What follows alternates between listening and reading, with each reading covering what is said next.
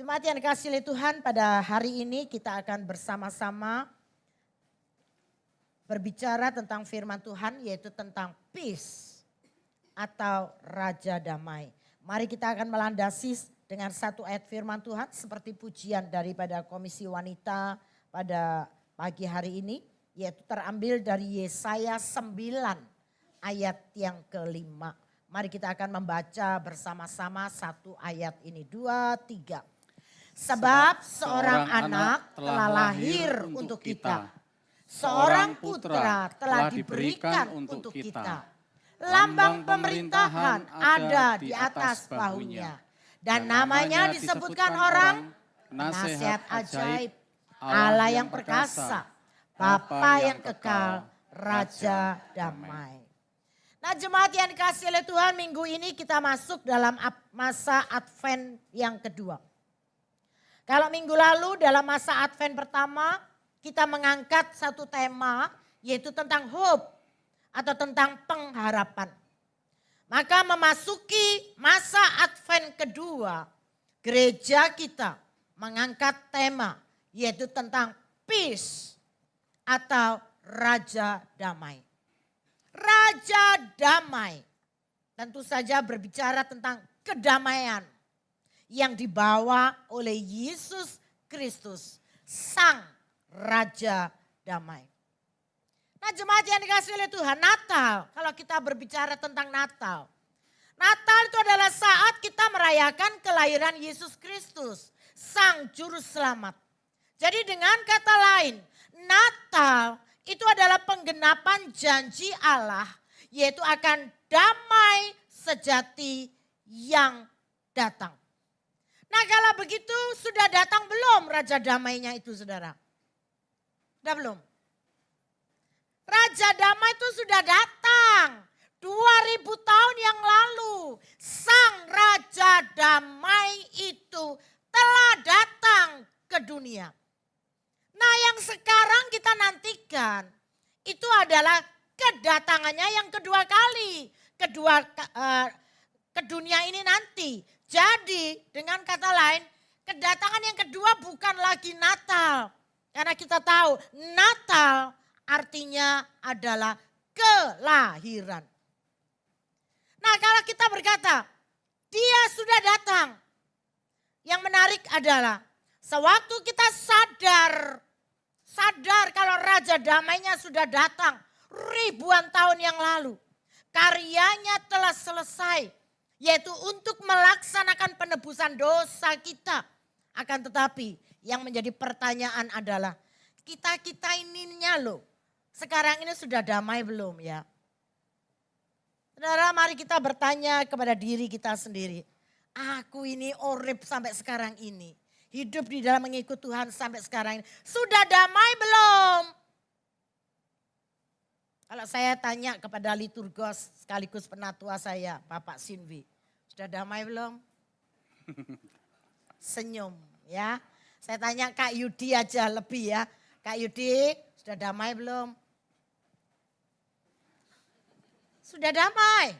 Saudaraku, Raja Damainya saya katakan loh ya, sudah datang 2000 tahun yang lalu.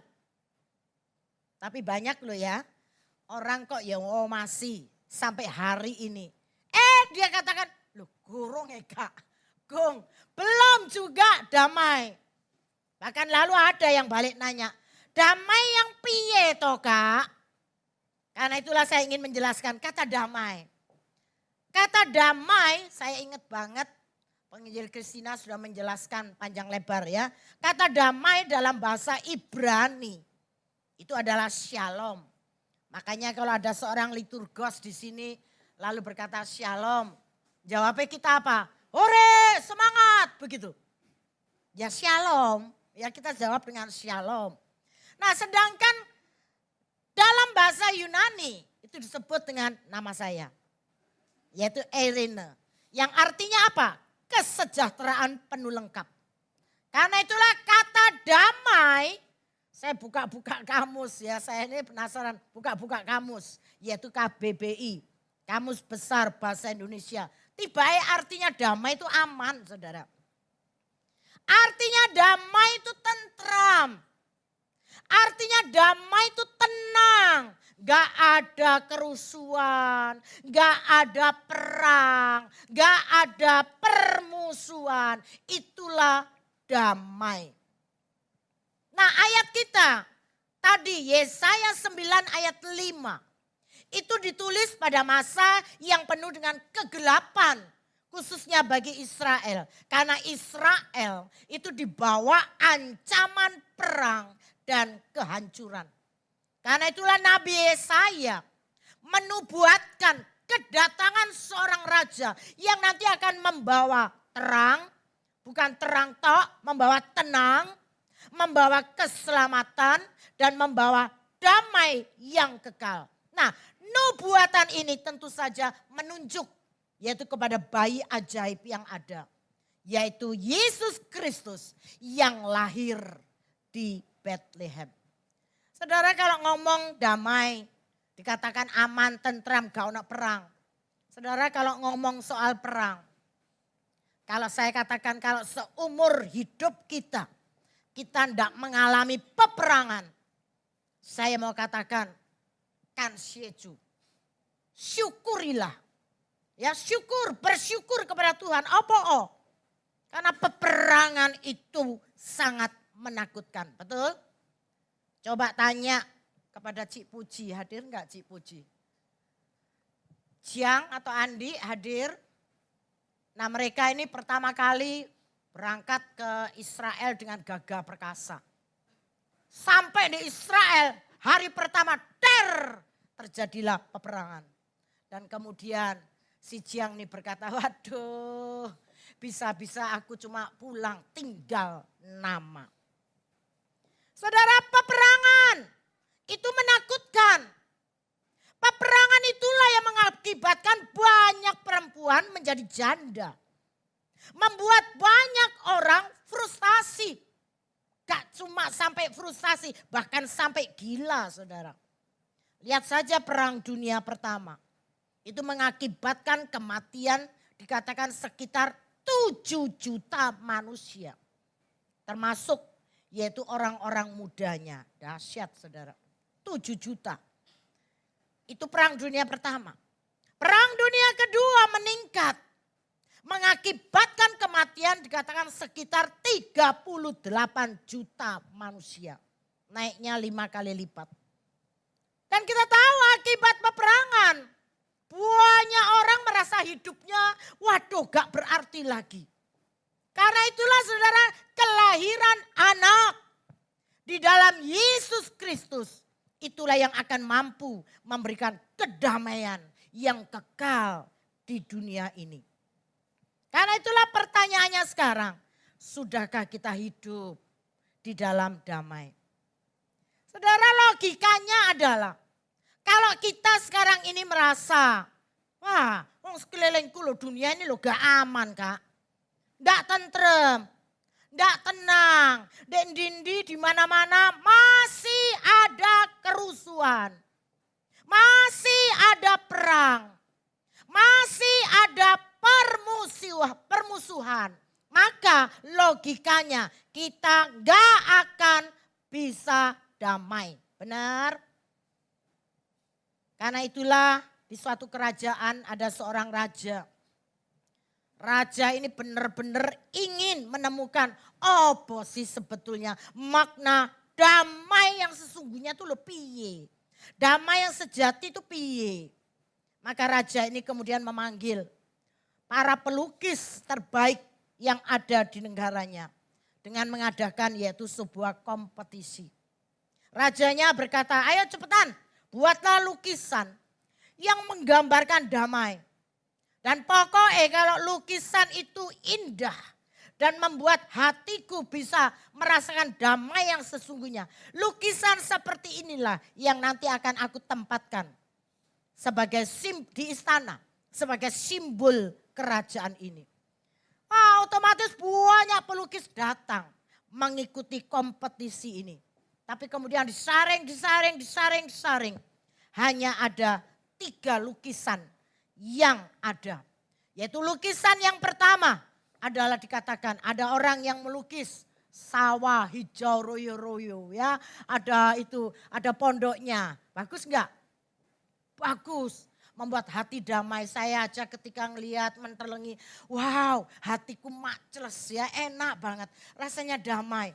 Itulah sebabnya saya berani berkata, kalau ada di tengah-tengah sawah seperti ini, kita ini cuma datang bawa nasi putih dengan kerupuk tok ya, lalu makan di tengah-tengah pondok seperti itu. Gimana? Bisa nelen? Enak sudahan ya. Kenapa? Rasanya nyaman dan damai, tenang. Itu lukisan yang pertama. Lalu lukisan yang kedua yang dilihat banyak orang adalah, wah indah sekali. Danau yang luar biasa indahnya. Melambangkan ketenangan yang ada. Melambangkan kesejukan yang ada. Wah, hati kita pun ketika melihat, wah celing, penuh dengan ketentraman dan ketenangan. Maka banyak orang manggut-manggut, betul juga. Ini luar biasa. Tapi kemudian yang ketiga, ada lukisan seperti ini.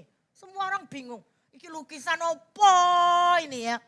Lalu dikatakan, wah, semua orang terkejut, semua orang kaget, semua orang gumun. Lalu mereka pun mulai berkomentar. Ini adalah lukisan yang terjelek. Ini adalah lukisan yang nyeleneh banget. Delok ae wis keweden ya. Lukisan itu menggambarkan air terjun yang besar. Yang deras.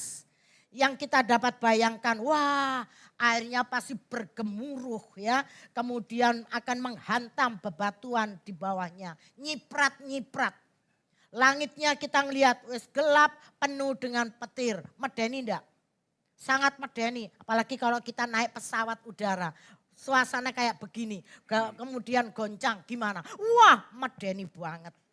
Tapi ketika dilihat ketika saya ngelihat. Lah di tengah-tengah situasi yang bergolak seperti itu. Lah kok ya ono itu lihatan. Seekor burung nangkring. Seekor burung nangkring dengan indahnya. Itulah sebabnya ketika dilihat, burung ini loh gak keweden. Burung ini loh dengan indahnya nangkring di sana. Maka pada waktu itu langsung ya raja kemudian berkata, ini yang sip, ini yang ciamik, inilah damai yang sejati. Kaget semua orang-orang bingung. Ya tanpa babi bu sang raja kemudian berkata, semua lukisan kalian baik. Lukisan tadi yang pertama, lukisan tadi yang kedua baik. Tapi saya berkata lukisan yang ini adalah yang terbaik. Dan ini yang bisa ditempelkan yaitu di kerajaanku. Saudara kenapa demikian? Karena damai, arti damai itu bukan berarti hidup tanpa badai. Bukan berarti hidup tanpa masalah. Atau bukan karena hidup tanpa tantangan.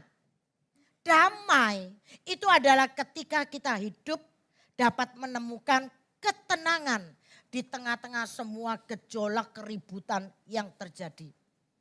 Contohnya seperti burung kecil yang tetap bisa dengan semangat nangkring di sana meskipun di tengah-tengah guyuran air terjun yang deras. Bukankah di dalam Filipi 4 ayat 7 juga dikatakan damai sejahtera yaitu yang tidak tergantung yaitu pada situasi di luar kita. Tetapi berasal yaitu dari hubungan kita yaitu dengan Tuhan. Saudara dalam Kristus sebetulnya kita itulah yang dapat menemukan damai yang melampaui segala akal. Seperti burung kecil dalam cerita ini masih dapat sukacita dan tenang. Kenapa? Karena dia tahu bahwa Tuhan yang memegang kendali atas segala-galanya. Saudara-saudara, Tuhan Yesus memang sudah datang ke dunia ini 2000 tahun yang lalu. Dan membawa damai yang sejati itu. Tetapi yang timbul pertanyaan adalah kenapa kok ada banyak orang sampai hari ini masih belum juga bisa merasakan damai yang sejati itu. Kenapa? Karena banyak orang itu hanya membiarkan Yesus datang dan lahir ke dunia cuma di kandang. Bahkan gak ada tempat baginya. Dan juga tidak ada tempat, yaitu di dalam diri kita. Padahal loh saudara, Tuhan Yesus datang ke dunia bukan cuma mau ada di kandang itu. Tetapi dia mau ada, yaitu di dalam hati kita. Karena itu saudara-saudaraku yang terkasih, beri tempat dalam momen Natal pada saat ini. Jangan sampai kita ketinggalan kereta. Beri tempat buat Tuhan Yesus untuk terus tinggal di dalam hidup kita. Saudara, damai. Saya tadi katakan tidaklah berarti berada di suatu tempat yang tanpa keributan, tanpa kesukaran, tanpa kerja keras, tanpa masalah hidup. Kedamaian justru berarti berada di tengah-tengah semua itu. Namun hatimu memiliki ketenangan. Itulah makna kedamaian sejati. Saudara-saudara, saat ini dunia sedang bergejolak dengan begitu hebatnya. Sekarang ini lihat krisis melanda hampir seluruh bagian dunia ini. Terjadilah krisis ekonomi, terjadilah krisis kasih, terjadilah krisis identitas diri dan macam-macam. Kejahatan pun semakin bertambah. Bukan itu aja, bencana alam pun terjadi di mana-mana saudara. Saudara, kemarin hari Jumat dalam rapat konsumsi gathering, maka tiba-tiba Ibu Anti nyelutuk yang ngabari, kak ada berita pembunuhan kak, satu keluarga di Wates.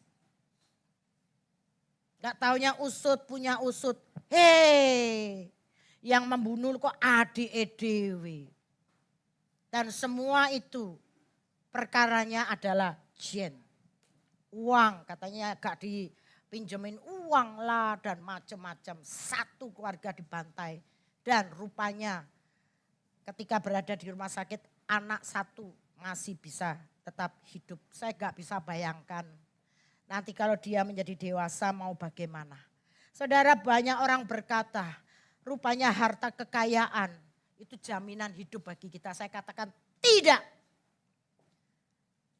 Harta kekayaan malah bisa menjadi petaka lah, buktinya loh. Keluarga kakaknya aja dibunuh oleh adiknya sendiri. Cuma gara-gara apa? Gara-gara bawa minggat semua harta kakaknya. Saya katakan sangat sadis.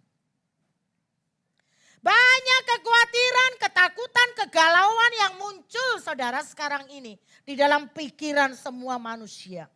Mereka galau semeraut apa yang akan terjadi dengan hidupku di masa depan. Krisis, krisis, dan krisis.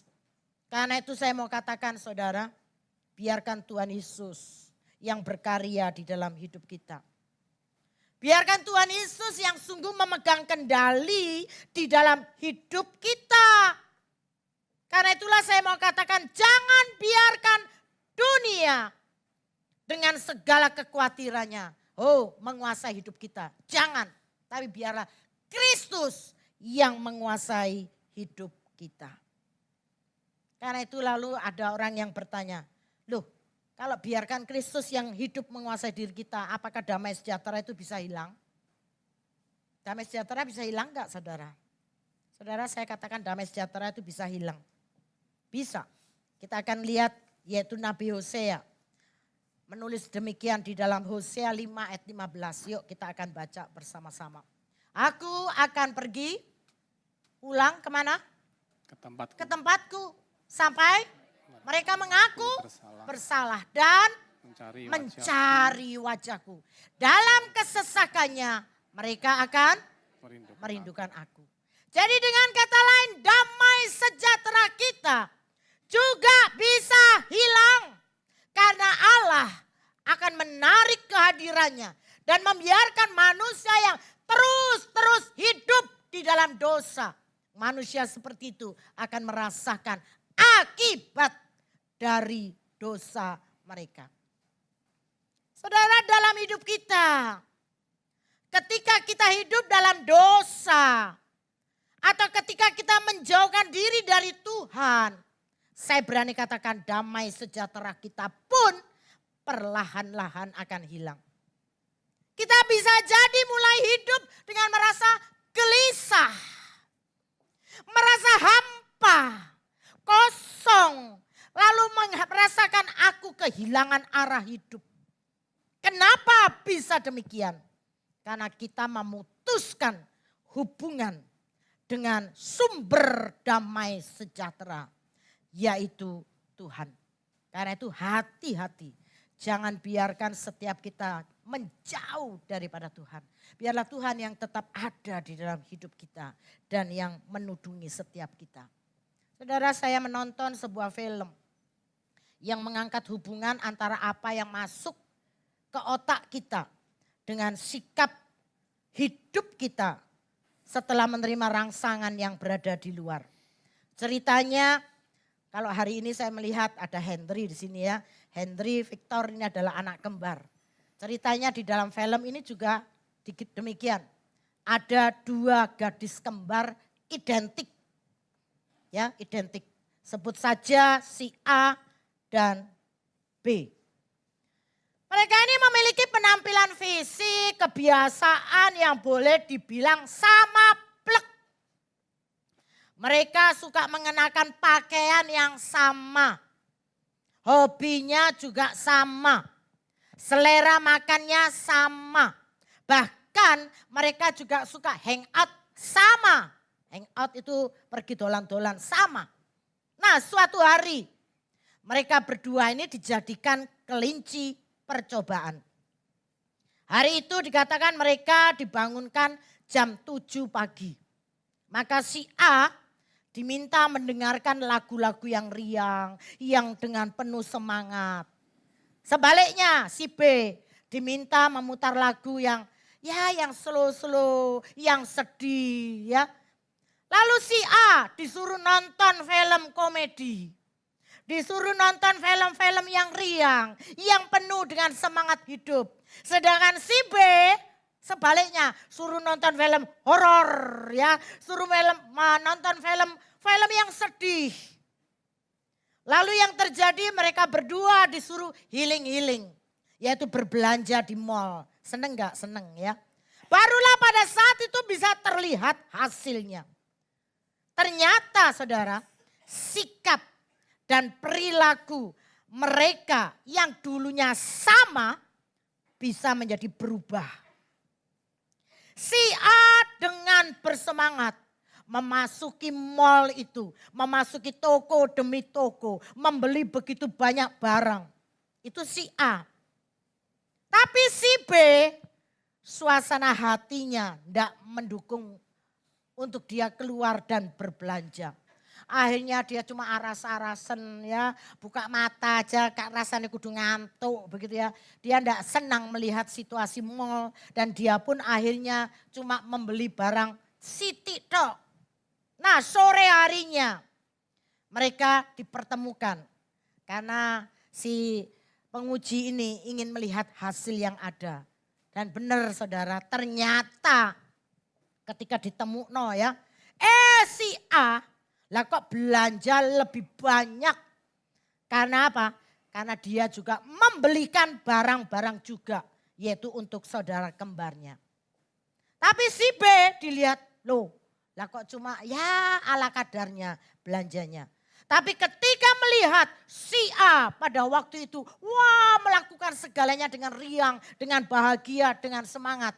Tiba-tiba yang terjadi, si B yang tadi ngelembosi, yang tadi nggak punya semangat. Ketika melihat saudara kembarnya kok penuh dengan keriangan, penuh dengan keceriaan, nular.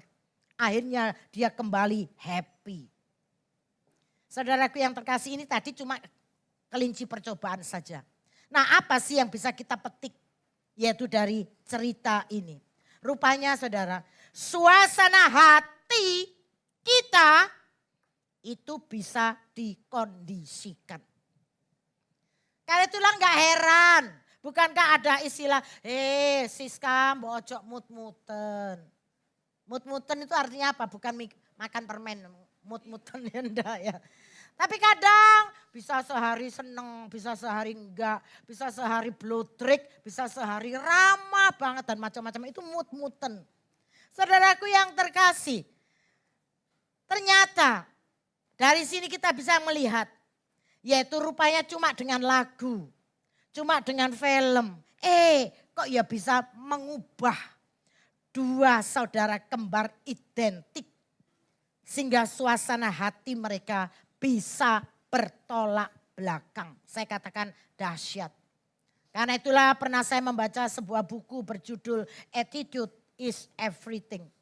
Di dalam buku itu dituliskan, kalau kita mengubah sikap kita, maka hidup kita juga akan berubah.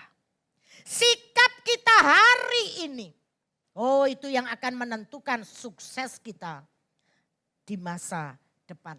Penulisnya adalah Keith Harrell. Dia mengatakan sikap itu adalah hal terpenting untuk mencapai kepenuhan pribadi dan kesuksesan. Karena itulah saudara-saudara, kita pun demikian. Kita perlu memiliki sikap hati yang indah, yang baik, yang manis di hadapan Tuhan. Untuk itu kita perlu menjaga agar hati kita ojo sampai dicemari oleh hal-hal yang menyakiti hati Tuhan. Bukankah sangat jelas sekali di dalam Amsal 4:23. Di sana dituliskan, jagalah hatimu dengan segala kewaspadaan. Karena dari situlah terpancar kehidupan. Bagaimana menjaga hati? Yaitu tentu saja dengan mengawasi apa yang kita masukkan, yaitu ke dalam hati.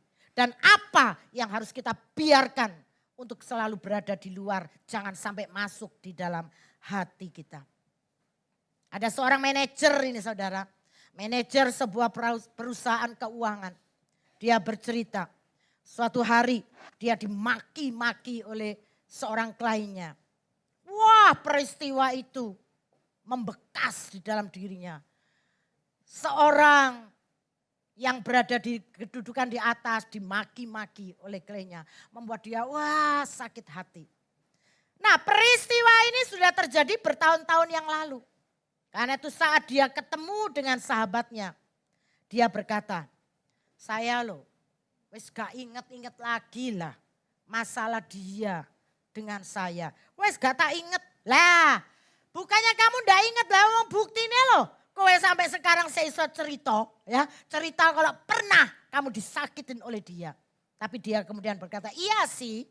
Gak mungkin lah peristiwa itu saya lupakan. Namun saya ndak lagi sakit hati ketika mengingat peristiwa itu. Wow, rupanya manajer ini benar-benar sudah apa? Melepaskan. Sekali lagi, penting ini. Melepaskan pengampunan kepada orang itu. Karena apa? Karena dia ndak mau hatinya dibelenggu oleh dendam kesumat yang akibatnya justru merugikan dirinya sendiri. Nah, saudara-saudaraku yang terkasih, momen Natal tahun ini dalam kita memasuki minggu Advent yang kedua. Mari kita refleksi diri, masih adakah hal-hal yang mengganggu hati kita saat ini? Mari kita buang keluar agar tidak mempengaruhi diri kita, kinerja kita, pelayanan kita di hadapan Tuhan. Terlalu gampang bagi kita selalu berkata, wah saya ini menyimpan dendam, menyimpan kepahitan. Saudara teladanilah manajer itu tadi, lepaskan pengampunan. Bukankah di dalam doa Bapa kami setiap minggu, jangan jadi slogan cuma di mulut yang kita hafal. Tapi selalu dikatakan, ampunilah mereka seperti Tuhan sudah mengampuni diri kita sendiri. Jangan biarkan dendam itu masih ada di dalam diri kita. Karena itu justru merugikan diri kita sendiri.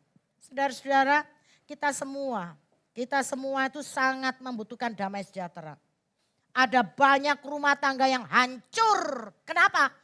Gak ada damai. Bahkan gereja bisa pecah. Karena apa?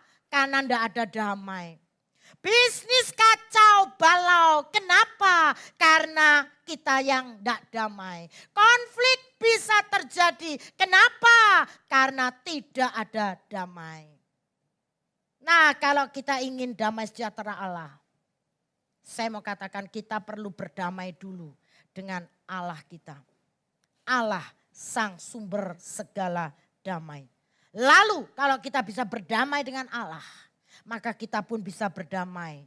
Yaitu dengan semua orang. Karena itu saya ingatkan, jangan menyimpan dendam. Jangan menyimpan sakit hati. Kita perlu merendahkan diri, yaitu memiliki hati sebagai hamba. Dan melepaskan pengampunan. Saya mau ingatkan pengampunan itulah yang memulihkan kita. Bukankah Yesus berkata, ampunilah mereka. Kenapa? Karena mereka tidak tahu apa yang mereka perbuat. Karena itu bawalah damai sejahtera Allah dimanapun saudara berada. Maka saya sangat yakin dan percaya saudara akan menjadi berkat. Bukan itu saja, berkat-berkat Tuhan juga akan mengikuti kita selama-lamanya. Ingat, Natal mengingatkan bahwa melalui Yesus kita dapat memiliki pengharapan dan ketenangan atau kedamaian dalam segala situasi. Karena itu selalu sambutlah Yesus dalam hidup kita. Bukan setiap Desember pas Natal, enggak. Setiap saat, setiap waktu, setiap hari. Dan di mana saja kita berada. Nah biarlah dia menjadi Raja Damai dalam hidup kita. Maka Sang Raja Damai itu akan menjadi penasehat ajaib bagi kita. Akan menjadi Allah yang perkasa bagi kita. Menjadi Bapa yang kekal bagi kita. Dan menjadi Raja Damai dalam hidup kita. Dan selalu menyertai kita. Amin. Mari kita tundukkan kepala kita berdoa. Tuhan kami bersyukur. Karena Engkau telah mengirimkan Yesus Sang Raja Damai. Untuk menyelamatkan kami. Nah di tengah dunia yang penuh dengan konflik. Kegelapan, kegalauan. Oh ajarkanlah kepada kami. Supaya kami hidup dalam damai yang Engkau berikan. Ketika kami memiliki damai dalam hidup kami. Maka kami juga dapat menjadi alat damai bagi sesama. Karena itu pakailah kami ya Tuhan. Terima kasih untuk firman-Mu hari ini. Dan kami sungguh mau hidupkan di dalam kehidupan kami. Dalam nama Yesus Kristus Tuhan kami berdoa. Amin.